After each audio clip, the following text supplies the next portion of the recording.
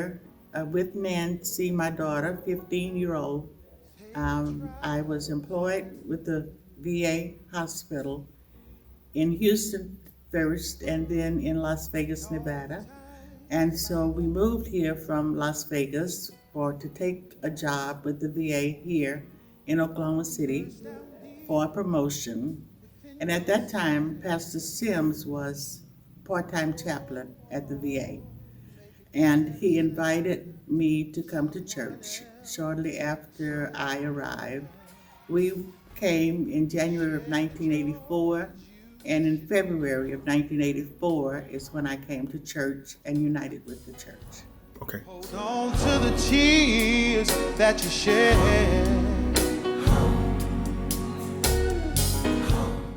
Well, basically, the church has not changed dramatically, and I think that's good because when I joined the church, there was so much love here, love abundantly.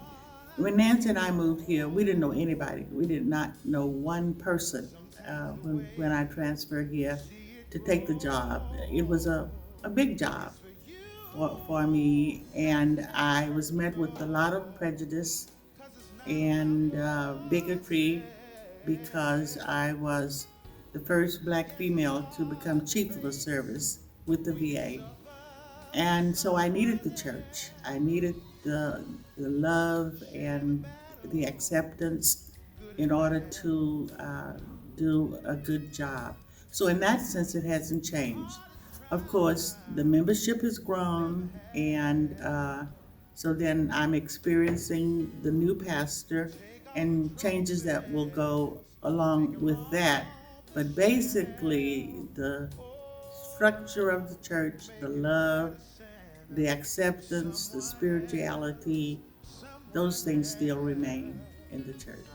During the week, I would experience the prejudice and the bigotry, and then I'd come to church on Sundays or prayer meeting on Wednesdays, and I'd be fortified, and then I could go back and really handle the situation, any situation. In fact, so much so until I was able to double my staff in 10 years and become the first non-medical person to achieve the grade of GS-14 in the VA hospital here in Oklahoma City. Oh. And I really owe a lot to what I received at church due to my being able to accomplish so much. This is hard when you suffer for someone. Well, I think I want to really be remembered for living a good Christian life and all that has brought me. I know I will be remembered in the church for all of the work that I did. I was secretary of the board. I read the announcements, did all of the resolutions, and served on many committees and gave announcements every Sunday. So I just really did a lot in the church, and I am remembered because everybody already now refers to me as mom, and they know the contributions that I've made, and so I know that I will be remembered for those things. Definitely. And then I want to be remembered for being a good mom to Nancy, because I tell everybody that she's been a real delight to have as a daughter. She really didn't give me any problems when she was growing up, because I don't know what I would have done if I had had to cope with behavioral problems on her part. And so then, she has worked hard, and she has a terminal degree from the prestigious University of Oklahoma.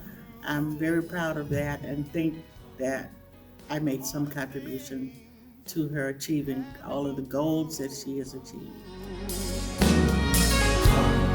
Take all the trophies. Take them all. I want them to know what I've always tried to teach Nancy, that if you work real hard and you believe in God, you trust the Lord, that there isn't anything that you cannot accomplish in this world. God is with you, and God will see you through. And sometimes, even if you get disillusioned, just try to remember that the Lord is with you, that the Lord has you in His hands, and things are going to work out. But what's the history of Black History Month? It all started with this man, Dr. Carter G. Woodson, known as the father of Black history. In the early 20th century, while earning a master's degree from the University of Chicago and a PhD from Harvard, Woodson grew increasingly frustrated with racist representation and exclusion of African Americans in books and conversations that shaped history. So in 1915, he joined forces to establish the Association for the Study of Negro Life and History, which is now known as the Association for the Study of African American Life and History. Led by Woodson in 1916, the organization launched the Journal of Negro History, which published African American history and honored the achievements of people with African descent. In 1926, on the second week of February, Woodson and the ASNLH organization launched Negro History Week to promote the study of Black history in universities, schools, and the Black community. In 1976, President Gerald Ford officially declared February Black History Month, urging Americans to seize the opportunity to honor the too often neglected accomplishments of Black Americans in every area of endeavor throughout our history. And the rest, as they say, is history. Medicine, someone else.